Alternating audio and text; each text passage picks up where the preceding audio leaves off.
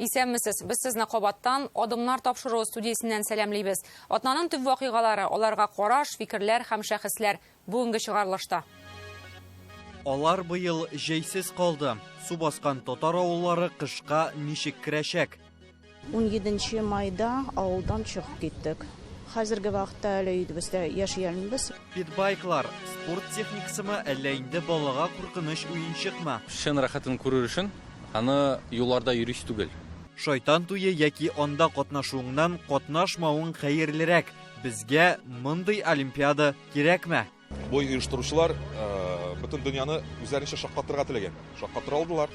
Алар имтиханны татарча биргән. Телне бүген кем саклый? Татар теленең үсешенә бәя бирүгә, фәннәрне татар телендә укытуга игътибар итүне сорар иде. Бүгенге чыгарылышны без татар дөньясыннан башларбыз, әмма Татарстаннан түгел. Су басудан зыян күргән Оренбург, Курган һәм Омск өлкәләрендә милләттәшләребез кышка әзерләнә. Быелгы җәй Себердә гаять яңгырлы һәм юыш килгән. Монда халкыбызның бер бәхетсез, гел бәхетсез дигән гыйбарәсе бик урынлы булыр иде. Тик милләттәшләр өмет белән яши.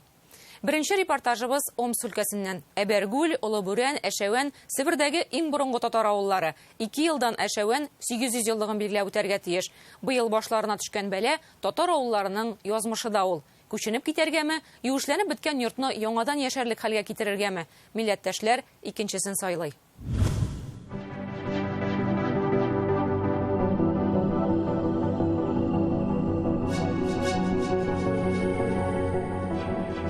Омскидан 550 чакрымда урнашкан Әбәргүл авылы. Алар янәшәсеннән быел холкын күрсәткән Горур, Иртыш, Ишем елгалары ага. Гязлар узып, ташу күптән китсә дә халыкка тынычлык юк. Елы яңгырлы килгән, яумаган көне юк диләр. Язгы ташудан юешләнгән йортларны айлар буе киптерә алмыйлар. Иртышта басты, безнең озерабыз бар менә, озерабыз басты. Моторный лодкаман авыл ичендә йөрделәр. Әле өйгә керәлми торатык менә без. Бассейн. Безнең өйдә 80 сантиметр су чыкты. Идәннән кортып. 17 майда авылдан чыгып киттек. Хәзерге вакытта әле өйдебездә яшәйбез, без туганнарыбызны приютируем. Авылда 185 хуҗалык бар, йортларның кайберләрендә яшәрлек, икенчеләрендә юк. Дымлы булгач күгәрек барлыкка килә. Бакчалар, болынкырлар су астында. Җир юыш булганга керә алмыйлар. Яшелчәдә утыртырлык түгел, пешәндә әзерләп булмый. Быел Бөтендөнья татар конгрессы бу авылларга 4 мәртәбә ярдәм алып килде. Июль уртасында азык-төлек, бәрәңге, майлар, ишә торган су китергәннәр иде. Бу елы урын җир тараттылар. Мы надеемся, что мы справимся. Bütün проблемларны решим. Как говорится, Алла бирәт столько испытаний. Ничә син выдержать может. Сезнең авылга инде берничә район беркетелгән. Менә җитәкчеләр белән сөйләштек. Бу атна узагында сезгә монда төзүчеләр килеп, кемгә кайда нәрсә эшләргә икәнен куелган. Икенче әйбер тагын менә ул тиздән барып кыш килеп җитәчәк утын мәсьәләсе.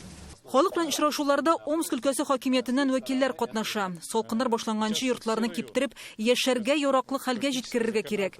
Кайберләренә мичләрне яңадан саласы була. Чөнки бу якларга газ кермәгән.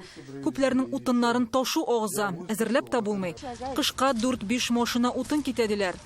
Терлек тутучыларга пешәне, саламы кирәк. Авылның мәдәният йорты кибете яраксыз хәлдә. Төрле төбәкләрдән аларга пешән һәм салам белән ярдәм күрсәтеләчәк. Төп проблема хәзерге вакытта ул да булса төзүчеләр табу һәм әйткәнемчә мичләрне, морҗаларны җиткерү өчен осталар табу, белгечләр табу проблемасы бар. Шуңа күрә инде башта bu чыгу юллары өлкә хөкүмәте тарафыннан төрле юлларга мөрәҗәгать ителде. Ишем су астында калган тагын бер авыл Олыбүрән. Борчулары шундый ук. Иң кискен торган мәсьәлә ишә торган су юк. Менә монда колодец тора. Иң онда бер колодец тора. И все больше су юк, монда бер район булмый. Монда ишемнең эчкәле гарасында беләсез. Всякие зараза. Беренче 2 авылдан аермалы буларак Әшәвәндәгеләр тернәкләнеп килә. Авылдагы 200 йортның яртысы су астында калган була. Аллага шөкер, хәзер как бы су төште, су китте. Ну, хәзер как бы мало-мало лучше. Бала лучше болды. Вот как бы и приезжает, как бы волонтерлар, МЧС помогает. Омск өлкәсе губернаторы күрсәтмәсе буенча һәр авылга районнар беркетелгән. Айрым бригадалар туплап, аларны чистартырга, төкләндерә башларга тиешләр. Очрашуларда күтәрелгән мәсьәләләрдә исәпкә алына. Алар Омск өлкәсе җитәкчелегенә җиткереләчәк. Иртыш буй Сабан туена дип Татарстанның Яшелүзән районы әзерләгән утарны да ярдәм өчен тотачаклар. Зур йортны Әбәргүл авылы мәдәният йорты кичкенәсен кибет итеп куярга җыеналар. Мәчете Буршеречи районындагы татар утарына китәчәк. Калган корылмаларны Эшеван авылына җибәрәләр. Лейтенант Фулина Гөлнас Сайфетдинова, Лейсена Садырдинова, Владимир Гурьянов, Одымнар. Быйыл җәй без Татарстанда питбайк, эндуро, квадроцикл, моторлы зур велосипед, кечкенә мотоцикл кебек техниканың артуын күрдек. Популярлыклары чиктән ашкан. Республикада 100 питбайк сатылган көннәр бар. Әмма алар узыш техникасы, ягъни спорт инвентариемы, әллә бала өчен куркыныч уенчыкмы? Быелгы сезонда Татарстанда шундый кечкенә техника катнашында инде 16 юл һәлакәте килеп чыга. Бер бала үлә, 18-е имгәнә. Нигә бала мотоциклда йөри алмый дияр кемдер? Белгечләр шуны искәртә, питбайк белән эндуролар бары тик ябык мәйданнарда гына, тренер кул астында һәм экипировка белән генә йөрергә ярый торган техника. Аңа утырып зур юлга чыгарга рөхсәт ителми. Бу шаукым безне кая илтеп җиткерер? Нигә бүген җәмгыятьтә тыярга һәм калдырырга дигән бәхәс бара? Рүзәл Шарипов репортажы. Питбайк, эндуро, квадроцикл, мотоцикл, җитез җиңел һәм үсмерләр арасында бик популяр техника. Тик медальнең ике ягы булган кебек, питбайкның да беренче карашка күренмәгән ягы бар. Ике тәгәрмәчлеләр машина юлына чыгуга юл һәлакәтен көттә тор. Менә Казанда бер питбайк борылганда машинага бәрелә, йөртүчесе әйләнеп каплана. Тагын берсе әле атна ахырында гына Түбән Камада самокатлы баланы бәрдерде. Быел шундый аварияләрдә бер кеше үлеп, 18 бала тән җәрәхәтләре алды. Бу мәктәптә бер сыйныфтагы балалар имгәнгән булып чыга. Лаеш районының Сукуры авылы быелның июлендә мототранспорт катнашындагы иң куркыныч аварияләрнең берсе шушында килеп чыккандыр. Квадроцикл белән идарә иткән 10 яшьлек малай юлга чыгып машинага бәрелә. Ул шунда ук үлә, ә янында утырган 12 яшьлек пассажирны авыр хәлдә хастаханәгә алып китәләр. Икесе дә экипировкасыз булган. Питбайклар мәсьәләсен әле җәйнең иң кызган чорында Рөстәм Миңнеханов күтәреп чыкты. Квадроцикл, мотоцикл, питбайк һәм скутерларга утырган балалар өчен тулысынча ата-аналар җаваплы ди ул. Основная причина аварийности подростков на питбайкларда килеп чыккан аварияләрнең төп сәбәбе үсмерләр хәзерге законнарга каршы килеп, 16 яшы тулмыйча, тоныклык алмыйча рульга утыралар. Тагын бер проблема бар, әти-әниләре рөхсәт итә. 16 яшькә кадәрге үсмерләр өчен ата-аналар җавап бирә. Ә зурракларга административ җаваплылык каралган. Штраф күләме 5000-нән 15000 сумга кадәр. За подобные правонарушения несут ответственность родители. После 16 лет уже привлекаются непосредственно дети к административной ответственности. Экипировка турында унуталар. Ул иң мөһиме балалар өчен. Менә шлем обязательно аларга кирәк.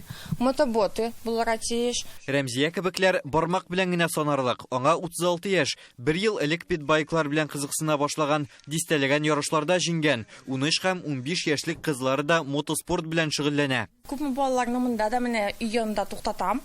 Сорыйм, кем нәрсә, кайчан йөри башлаган, нишләп шлемсыз, ботысыз, наколенниклары да юк инде. Кемнән там перчаткалары юк, вот честно, үземнекен өләшәм. Потому что тоже ике малайны күрдем. Мәйтәм, менә адрес киләсе, минем перчаткаларым бар, мин сиңа бирәм. Рәмзия Грозных Петречнең Күйег авылында яши. Питбайкларда йөрүчеләрнең исемлеген төзегән, ким дигәндә 60 кеше җыела.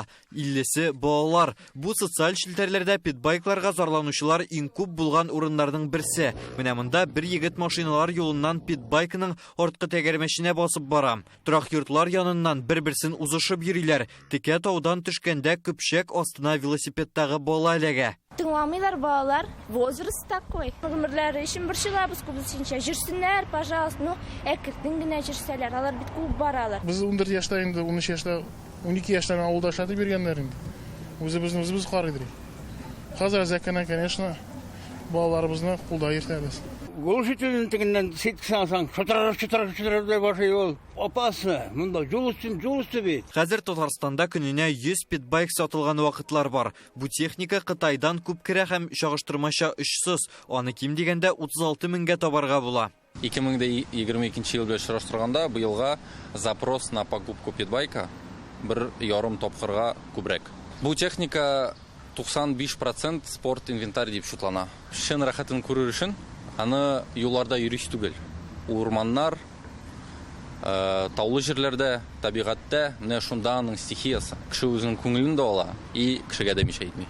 Я кырда, я бүтін шарты булган махсус мәйданнарда гына йөрергә ярый. Алар полигон дип тә атала. Әмма ул кырга чыгар өчен остазлардан ким дигәндә 5 дәрес алырга кирәк. Хәзер республикада мондый 5 үзәк кенә бар. Мотоспорт федерациясе 45-50 мәйданчык кирәк ди һәм мисалга Совет чорындагы Досав клубларын китерә. Малайлар анда бушлай йөри, тренер белән генә шөгыльләнә. Хәзер бу система җуелган. Өйрәтәм дигән ата-анага да мөмкинлек юк. Основа всего мотоспорта, я говорю... Машина юлларында питбайкларда йөрүче балалар санын киметер өчен районнарда клублар ачарга кирәк. Монда район хакимияте ярдәме кирәк. Хәзер Ширмешәндә шундый урын ачарга рөхсәт алдык. Биектауда төзергә планлаштырабыз.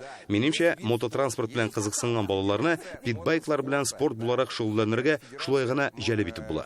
Шунысы да тоткарлый. Питбайклар белән көрәшер өчен техниканы теркәү юллары законда каралмаган. Аны сатып алу өчен документ та кирәкми, техникага дәүләт номерда беркетелми. Бу хакта республика депутатларына халык даими мөрәҗәгатьләр яза. Питбайкларның көчле тавышыннан да зарланучылар байтак. Инде әйтмим машина кебек номер булырга тиеш дип, ләкин нинди дә булса, менә бер билгеле тамгасы булырга тиеш, опознавательный знак дип әйтәбез. Чөнки күп вакытта питбайктагы балалар машиналарны бәрдереп китәләр.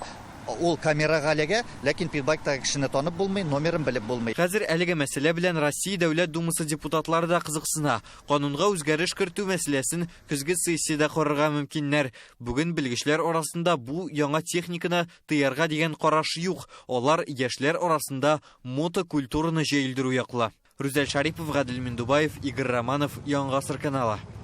Җәмәгатьчелек Франциядә ачылган Олимпия уеннары турында фикер алышуын дәвам итә. Берәүләр тантананы шайтан туе дип атады, икенчеләр итәгатьлерәк итеп сәер вакыйга дию белән шикләнде, өченчеләр оятка калдылар диде. Кемдер ярый әле Россия халкы моны күрмәя дип белдерде. Гадәттә Олимпия тантанасы я ошый, я юк. Быелгысы кебек төрледән-төрле фикер уятканын хәтерләмим. Гомер-гомергә югары мода һәм мәдәният башкаласы Парижда зәвыкка урын калмаганмы? Көнбатыш мәдәниятенең яңа үсеш чоры шуннан гыйбарәтме? Әллә инде спорт ахыргача сәясәт алымына әйләнеп барамы?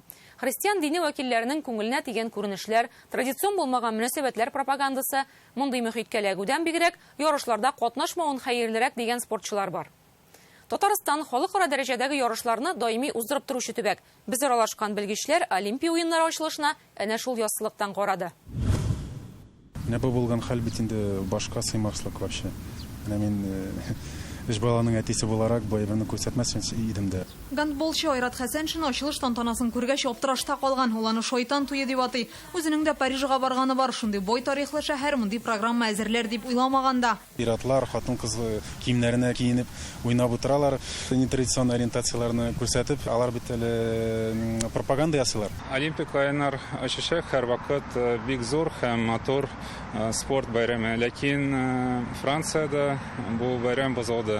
Спортчы Әнвәр Галимҗанов Олимпиада ачылышын түгел цирк караган кебек булдым ди.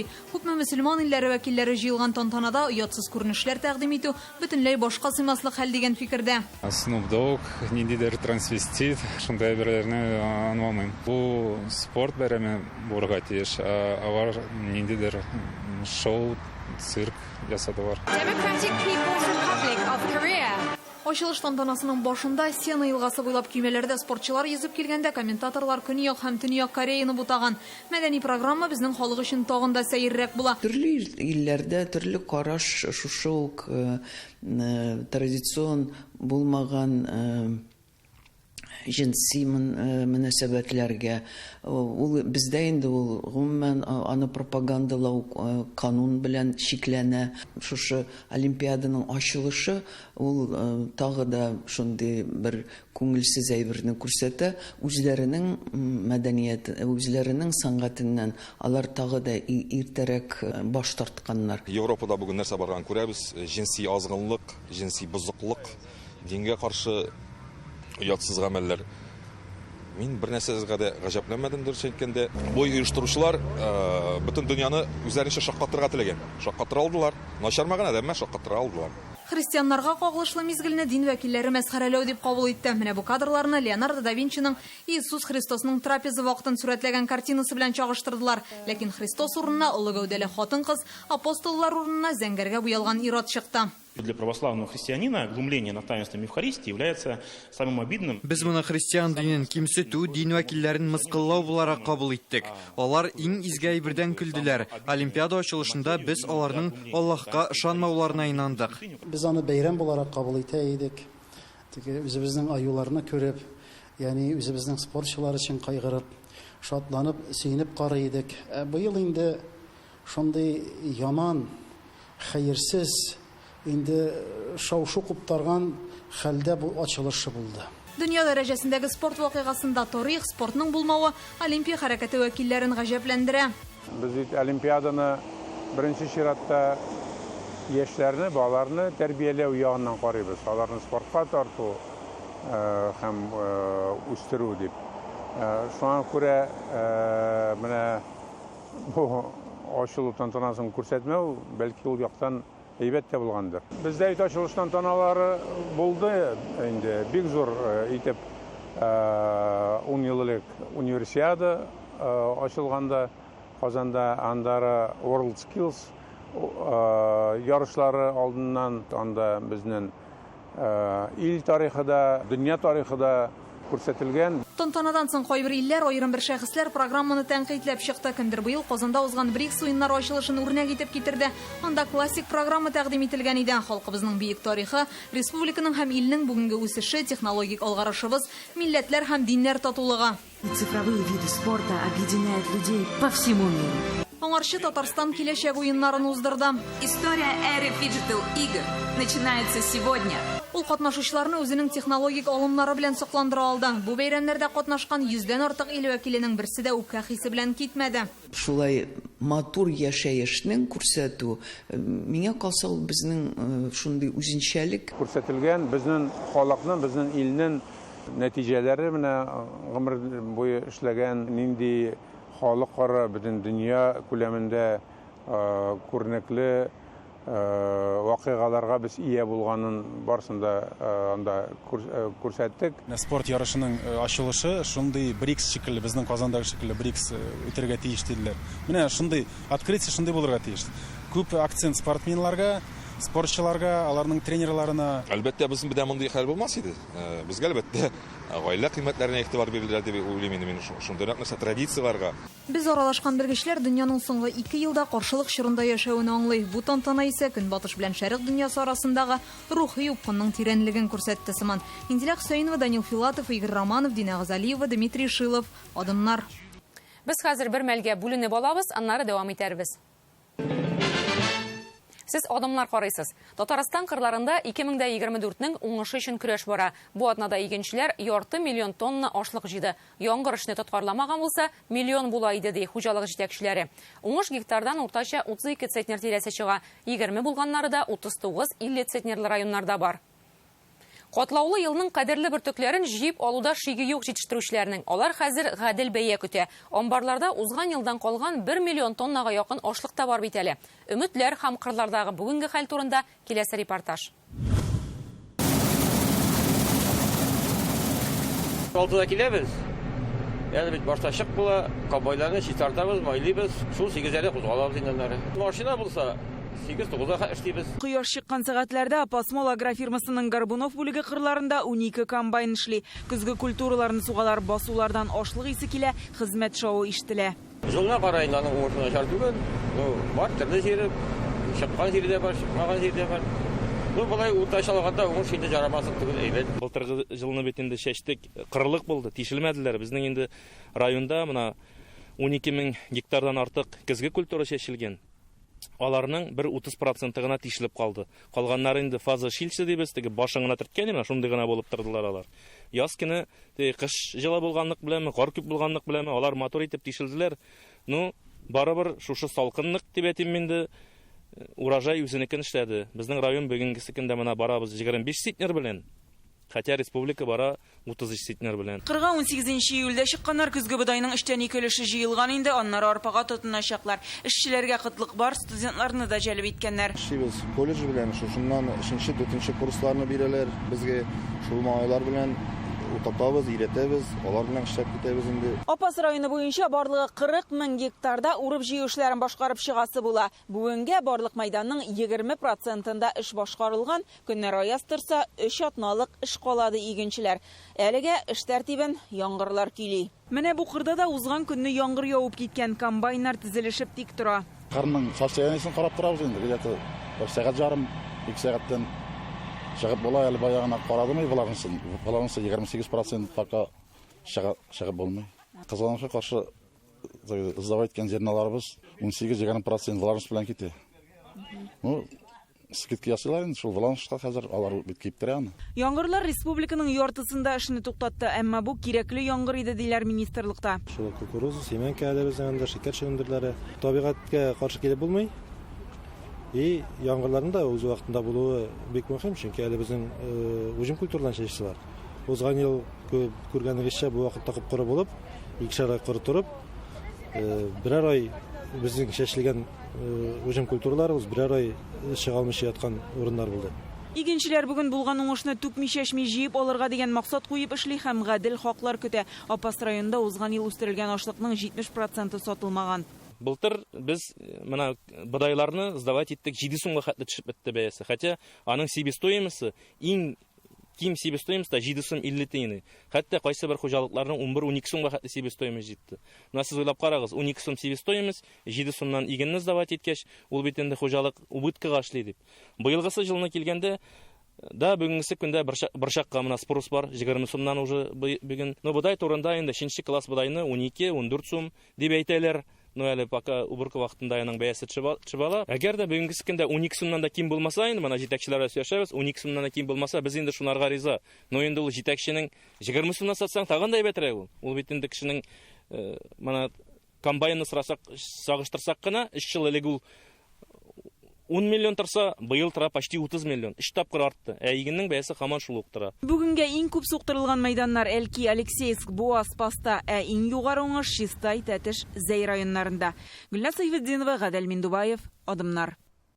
Бу атнада Мәгариф министрлыгы узган уку елына йомгак ясады. Аның күренеп торган 2 нәтиҗәсе бар. Бердәм дәүләт имтиханы күрсәткечләре буенча Татарстан Россиядә 4нче урынга чыга. Барлык фәннәр буенча да уртача баллар илдәгедән югарырак булган. Икенчедән сорауны 100 баллга тапшыручылар узган елгы 199дан кисәк 366га күтәрелгән. 2 бала 300 балл туплый. Менә шушы яңалыклар арасында туган телдә имтихан бирү ни хәлдә. Быел 44 мең укучы 9нчы сыйныфны тәмамлаган. Шуларның 4 меңгә якыны республика имтиханын татар телендә тапшыра. Бу узган ел белән чагыштырганда инде 1000 диярлек күбрәк. 11дән соң татарча бирүчеләр узган елгы күрсәткечтән артмаган. Нигә үзгәреш күренми? Моны Илдар Сафиуллин ачыклады. Кызым мәктәпне бетерсәндә туган мәктәп сагындыра торгандыр, шулай бит? Диләрә Гарипова Әтнә районыннан Габгади Кымыргуҗа урта мәктәбендә 11нче сыйныфны тәмамлап татар теленнән имтихан тапшырган. Туган телдә алган белем гаиләдәге милли тәрбия шуңа итерә. Татар телен бик яратам, үзитәм. Имтихан авыр түгел иде. Укынмыйм. Чөнки минем уйлавымча татар телен үстерү, саклау ул яшьләрнең бурычы. Милли җанлы кыз Казанның Мәдәният институтына укырга керә, ярты гасырга якын сәнгать тармагында эшләгән әбисе эшен дәвам итәргә җыена. Әнисе Гүзәл ханым татар теле укытучысы. Максатчан кыз булды һәм инде шушы өлкәдә төрле конкурсларда, конференцияларда катнашып, ел сайын олимпиадаларда катнашу аңа инде белемнәрен ныгытырга ярдәм итте. Диләрә Гарипова быел Татарстанда 11нче сыйныфны тәмамлап, бердәм дәүләт имтиханы тапшырган 17 мең укучы арасында татар телен өстәмә сайлаучыларның берсе. Андыйлар республикада бармак белән санарлык нибары 7 бертек. Аларның 4се Казаннан, 10нчы гимназия, 127нче һәм 171нче мәктәпләр. Шулай ук Түбән Каманың 35нче лицее, Мөслим гимназиясе һәм Әтнә мәктәбе. Имтиханнар тәмамлануга алар белән Татарстан рәисе каршындагы туган телләрне саклау комиссиясе рәисе Мурат Әхмәтов очрашкан иде. Ул мондый балаларга югары уку йортына кергәндә өстәмә баллар бирү мөмкинлеген карау тәкъдиме белән чыкты. Югары уку йортларындагы аларның төрле кызыксындыру чаралары аша 10 балл бирә торган шушы өстәмә балл эченә ничектер инде республикабызда татар теленең киләчәге турында кайгыртабыз икән, шишлеш юлларын эзләргә тиеш. Бәлки нинди рәвештә республикабызның рәисенең ресурсларын моңа җәлеп итәргә кирәк булырга да мөмкин. Кызыксындыру чаралары булса, 11-нче сыйныфтан соң туган телне сайлаучылар аз булса да артыр иде дип белгечләр. Без югары уку йортларына кергәндә татарча имтихан биреп кирдек әлбәттә. Әмма ярты елда без русча имтихан бирерлек итеп дәүләт телен өйрәнә алдык. Әниң биргән, әтиң биргән хәзинә бит ул. Хәзер иң мөһиме мәктәп партасыннан татар теле белән тирәнтен кызыксынучы яшьләрне югары уку йортларына кергәч җуймаска кирәк, чөнки алар бу юлны аңлап сайлаган. Мәгариф министрлыгы аларның язмышы белән кызыксынып торырга җыена. Үзләренең язмышларын сайлаган һөнәрләре буенча алып барылар, язмышлары һөнәр белән үрелер дип, алга таба без аларны кая укырга кирделәр, ничек укыйлар, нинди нәтиҗәгә ирештеләр, татар теле аларга тормышта ничек ярдәм итте. 9-нчы сыйныфны тәмамлаучылар арасында татар теленнән имтихан бирүчеләр быел рекордлы күрсәткечкә җиткән. Менә 3 елны чагыштырып карыйбыз. 2022дә Татарстанда алар 1000-нән артык булса, быел 4000-гә якын укучы туган тел сынавын узган. Милли эшчәнлек буенча Әтнә, Әгерҗе, Әлки, Орча, Азнакай, Аксубай, Теләче, Питрәч районнары актив. Мин дә хәзер тырышам татарча сөйләшергә. Яшелүзән районының Мәгариф федерация җитәкчесе Раиса Афанасьева быел үзе дә татарча өйрәнә башлаган. Йыгынтысы булмый калмаган. 2022 елда 9-нчы сыйныфтан соң 23 бала татар телен сайласа, быел алар 200-дән артык. Район башлыгы татар теле укытучыларына грантлар бирә. Өйрәнәм татар теленә. Леки елларны аңлый идем, хәзер сөйләшә башладым. Менделеевск, Минзәлә, Чистай, Спас районнарына бу мәсьәләдә тырышыбрак эшләргә киңәш итәләр. Мәктәптә уку программасын сайлау гына түгел, тәрбияви чаралар һәм мөхитнең әһәмияте зур. Менә бу Казанның Шиһабетдин Мәрҗани исемендәге 2нче татар гимназиясе мәйданында төзелеп килүче заманча бина. Ул урын җитмәгәннән төзелүче гадәти янкырма гына түгел, остазлык мәктәбе дип атала. Анда телне, горыф-гадәтләрне, тарихны өйрәнү өчен төрле үзәкләр, музейлар эшләячәк. Шулай ук химиклар һәм инженерлар лабораториясе дә булдырыла. Бер үк вакытта 300 бала шөгыльләнә алачак, иң мөһиме бөтен белемнәр дә татар телендә бирелә. Фәннәрне татар телендә укытуга игътибар итүне сорар идем. Татар теле укытучыларының билгеле бер кабинетта татар теле укытуына гына йыгынты ясарга кирәк түгел.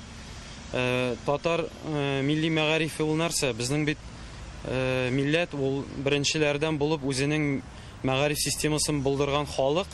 Казанның иң танылган гимназиясендә яңа комплекс барлыкка килү милли мәгарифнең базасында ныгытуга бер көчле адым булырга тиеш. Яшелүзән, Әтнә районнары һәм Казаннан Илдар Сафиуллин, Наил Абдуллин, Алмазетдинов адымнар.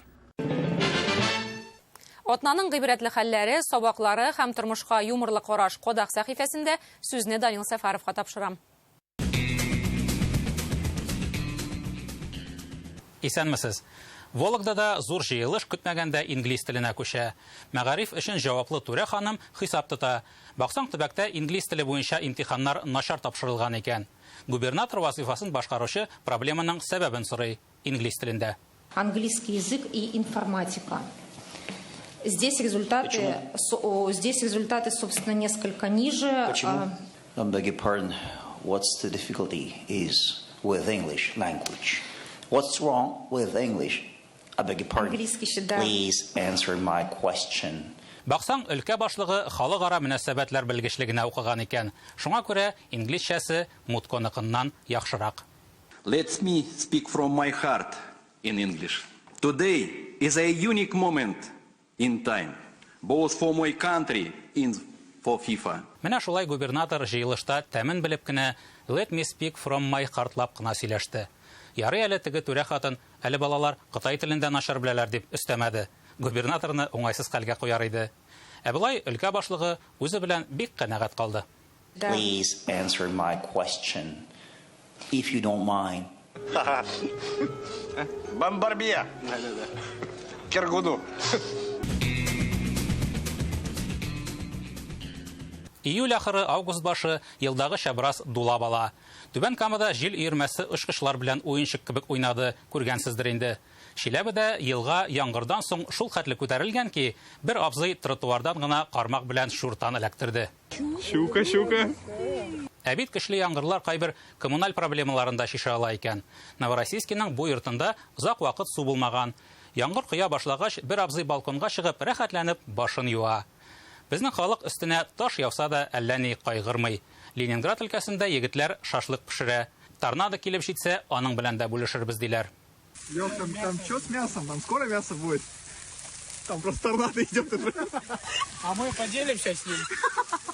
Башкортстанда сыерлар акты, әмма ахырдан хәүф-хәтәрсез йөзеп чыктылар. Безнең укытучы әйтмешли, молодцылар.